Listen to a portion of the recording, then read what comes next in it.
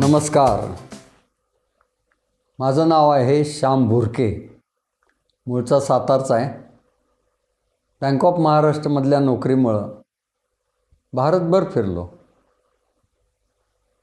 बँकेची नोकरी केली, त्याबरोबरच अनेक वेगवेगळ्या कार्यक्रमामध्ये सहभागी झालो. योगासनाचे वर्ग शिकलो. ध्यानाच्या वर्गातनं भाग घेतला. त्यातले काही अनुभव आपल्यापर्यंत आणावेत म्हणून या आनंदाचं ATM नावाची व्याख्यान मला सुरू केली. त्यामधला एक भाग म्हणजे जो मी शिकवायचो तो आहे ध्यानाचा. पण याची एक पार्श्वभूमी म्हणून मी ध्यान पद्धती वेगवेगळ्या शिकून घेतलेल्या होत्या. इगतपुरीला जाऊन 10 दिवसाचा ध्यानाचा वर्ग केला होता. कोल्हापुरात मदनलाल मुथांच्याकडे त्यांच्या बंगल्यावर दर शनिवारी ध्यान करत असे. शिवथरगळीमध्ये जाऊन ध्यानाला बसलेलो होतो. समर्थ अभ्यास वर्गामधला तो भाग होता. सिद्ध समाधी योगामध्ये सोलापूरला ते शिकलो होतो. शिवपुरीला जाऊन ध्यान केलं होतं. समोरचा नुसता अंधार बघायचा. एका वर्गामध्ये तर जपनाम सांगितलं होतं. जप करता करता आपण जप करतोय तेही विसरून जातो आणि काही क्षण हे आपण शांत, काहीच विचार नाहीत, निर्विकार मनात राहतो. हा ध्यानाचा भाग सांगितला होता. भारत ही अशी भूमी आहे, इथं अनेक ध्यानाचे प्रकार आहेत. त्यातला एक प्रकार मी आता आपल्याला सांगतोय, तो म्हणजे पंचेंद्रिय ध्यान. ध्यान म्हणजे काय?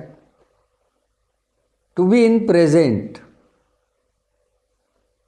भूतकाळातला विचार करायचा नाही. ते झालं, कसं झालं बाबा, काय झालं वगैरे, काही नाही.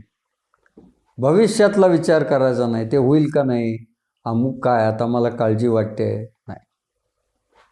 आत्ताच्या क्षणात राहायचं.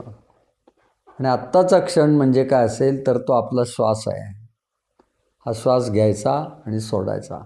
असं कोणी म्हणू शकत नाही की परवाचे राहिलेले श्वास मी आत्ता घेतो आहे, उद्या वेळ होणार नाही म्हणून मी ते घेतो आहे. श्वास घ्यायचा आहे, श्वास घ्यायचा. पण ह्या श्वासात राहणं इथपर्यंत बरेच जणांनी शिकवलेलं आहे. ह्याच्यात नवीन भर काय काढली या प्रकारात एका मनाची व्यायामशाळा म्हणून मी शिकवत असे. हा प्रकार मी मेहता पब्लिशिंग हाऊसमध्ये अनेक विद्यार्थ्यांसाठी घेतला आहे. अकोल्यामध्ये एका महाविद्यालयामध्ये जाऊन घेतला आहे. तो काय तर त्यांना सांगतो, आपण पंचेंद्रिय आपली आहेत त्यांना आपल्यात गुंतवून घ्यायचं. काय आहेत पंचेंद्रिय? डोळे आहेत, त्यांना या ध्यानात सामावून घ्यायचं. कान आहेत, तेही या ध्यानाचा एक भाग आहेत म्हणून आत आणायचं. नाक आहे, जीभ आहे आणि त्वचा आहे. ह्या 5 इथनं आपल्याला भावना वेगवेगळ्या कळत असतात. त्यांना गुंतवायचं तत्त्व हे ह्या ध्यान पद्धतीत आहे. त्यामुळं फार बारकाईनं आणि ध्यानपूर्वक ऐका, म्हणजे एक नवीन पद्धती आपल्यापर्यंत येईल, समजेल. नेहमीप्रमाणे ध्यानाला बसायचं. मांडी घालून बसलं उत्तम आहे. मांडीमध्ये ज्यांना ताणतणाव जाणवत आहेत, नाही तर ध्यान राहिलं बाजूला आणि सारखं केव्हा एकदा ही मांडी सोडतोय अशा ह्याच्यात नाही बसायचं. अगदीच बसता येत नसेल खुर्चीत बसा. खुर्चीत दोन्ही पाय आहेत ते जमिनीला पूर्ण टेकलेले आहेत आणि छानपैकी आपण ताठ बसलेलं आहे. याच्यात सुरुवात करायची. आपण सुरुवातच करूया, म्हणजे तुम्हाला ते कसं येतं आहे ते मी सांगत जातो. डोळे मिटलेले आहेत. पूर्ण लक्ष ध्यानावर आहे. येणारा श्वास आणि जाणारा श्वास पाहतोय. हे का करतोय? तर आपलं संपूर्ण शरीर हे पेशींचं बनलेलं आहे.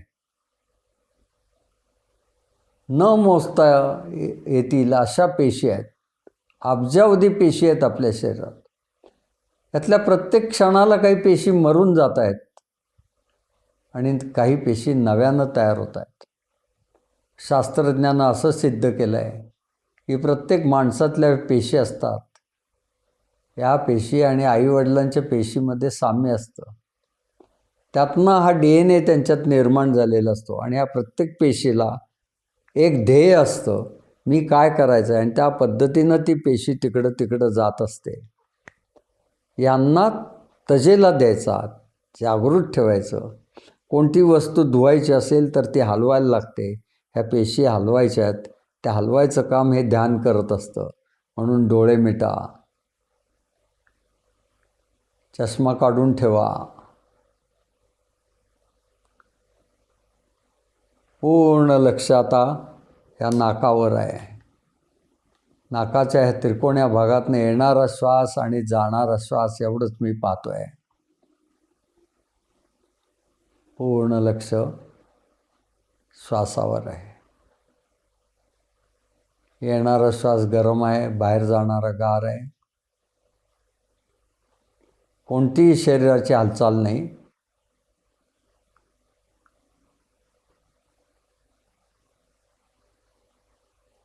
असं मी साधारणतः 3 ते 5 मिनटं घ्यायचो आणि मग म्हणायचो, आता एक कल्पना करा, आपण एका सहलीला चाललो आहे. सगळ्यांनी आता या सहलीला जायचं आहे. श्वास पाहणं चालूच ठेवा. श्वास पाहणं चालूच ठेवा. नाक आणि ओठ याच्यामध्ये सुद्धा श्वासाचा स्पर्श होतोय तो पहा. आपल्या या सभागृहातनं कोणताही आवाज न करता हळूच अलगद पावलं टाकत सभागृहाच्या बाहेर या. आपण सगळे एका रांगेत उभे आहोत.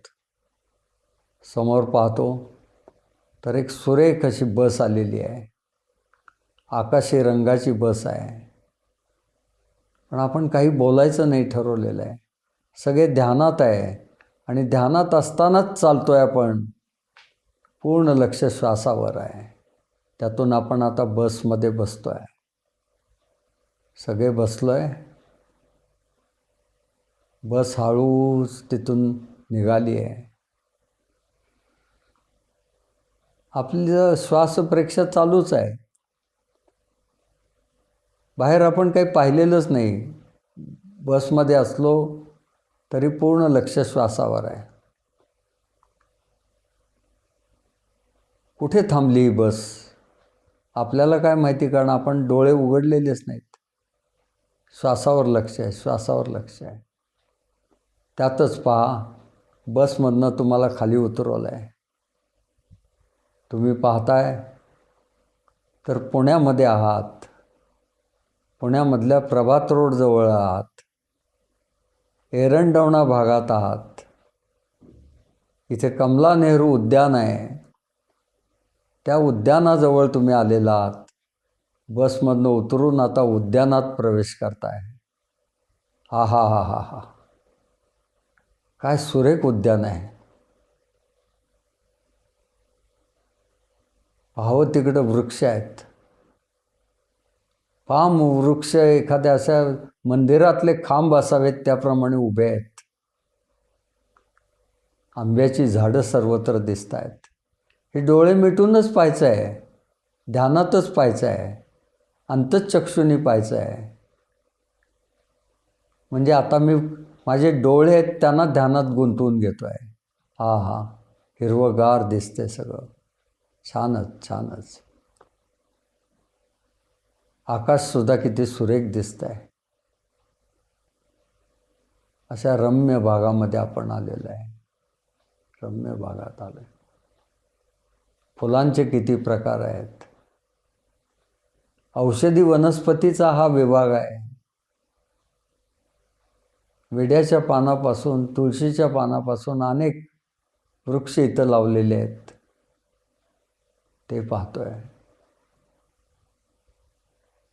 पूर्ण शांतता देणारा हिरवागार हा भाग आहे.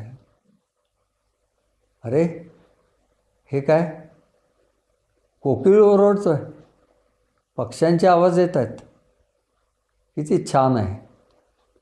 त्यांनाही हा आनंद मिळतोय.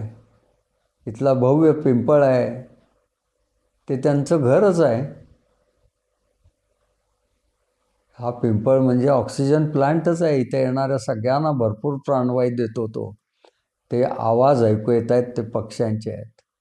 पानांची सळसळ ऐकू येते, ती पहा, ती पहा. म्हणजे आता आपण आपल्या कानालाही त्याच्यात गुंतवून घेतलेलं आहे. डोळ्यांनी हिरवगार, कानांनी सुरेख आवाज येत आहेत. छान आहे. हे काय, कोणी बोर दिलं इथे?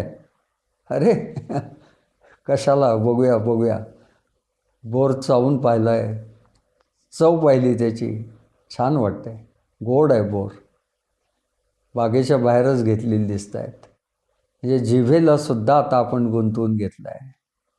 हिरवगार वातावरण, छानपैकी पक्ष्यांचे आवाज, जिभेला चांगली चव मिळाली आहे. वा वा वा. पाहत राहा, पाहत राहा, पाहत राहा.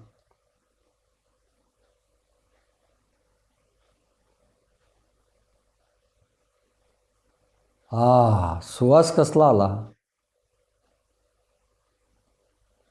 चाफ्याच्या फुलांचा आहे. किती छान वाटतोय. आणि तो वारा तो सुवास घेऊन येतोय. चाफ्याच्या फुलांचा वास मिळतोय. हिरवीगार झाडी, बोराची चव, पक्ष्यांचे आवाज, चाफ्याच्या फुलांचा सुवास. नाकालाही मी ध्यानात गुंतवून घेतलं आहे. आणि ही काय, गार अशी झुळूक आली, स्पर्श झाला. म्हणजे आता माझी पंचेंद्रियच याच्यात गुंतून गेली आहेत. पंचेंद्रिय गुंतून गेली.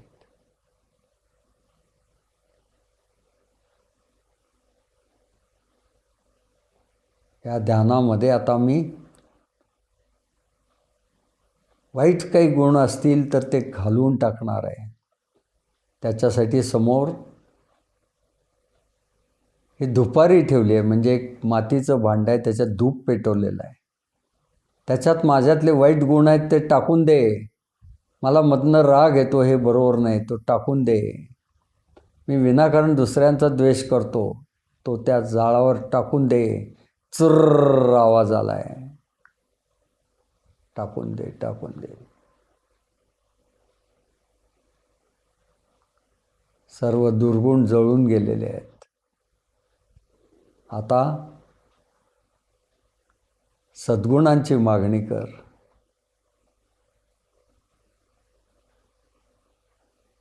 माझी बुद्धी विकसित होऊ देत, माझं मन शांत राहू देत, दुसऱ्यांप्रती कृतज्ञता व्यक्त करण्याची भावना राहू देत.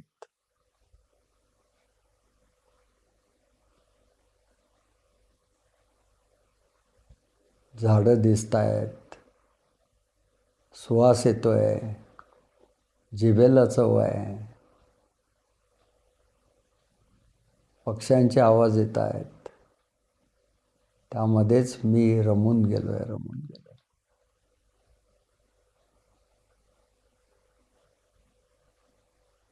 इथून आता हळूहळू सगळेजण बसकडे चला. बसमध्ये बसा. कोणी बोलायचं नाही आहे, ध्यानातच आहे. श्वासप्रेक्षा चालू आहे. बस आपल्या वर्गापर्यंत आलेली आहे. वर्गामध्ये आपण आलेला आहात. ध्यान चालूच आहे. शांतपणे बसलेला आहात. आता डोळे उघडा, हळूच उघडा. हात चोळा, चेहऱ्यावरनं फिरवा. ही एक ध्यान पद्धती झाली. या ध्यान पद्धतीमध्ये आपण पंचेंद्रियांना गुंतवून घेतल्यामुळे थोडा काळ निर्विकार व्हायला, म्हणजे झोप नाही आहे आणि जागे आहोत याच्यात जायला मदत होते. अशी एक ध्यान पद्धती आहे. कोणती का होईना करा, पण एक गोष्ट लक्षात ठेवा, आपण पेशींचे बनलेलो आहोत. त्या पेशींना तजेला द्यायचं, जे अनेक मार्ग आहेत व्यायामाचे वगैरे, त्याच्यात ध्यान हा एक फार महत्त्वाचा आहे. पण रोज 5 ते 10 मिनिट तरी ध्यान करत राहा. मी करतो, चांगला अनुभव येतो म्हणून आपल्याला सांगितलं. शेअर करा. धन्यवाद.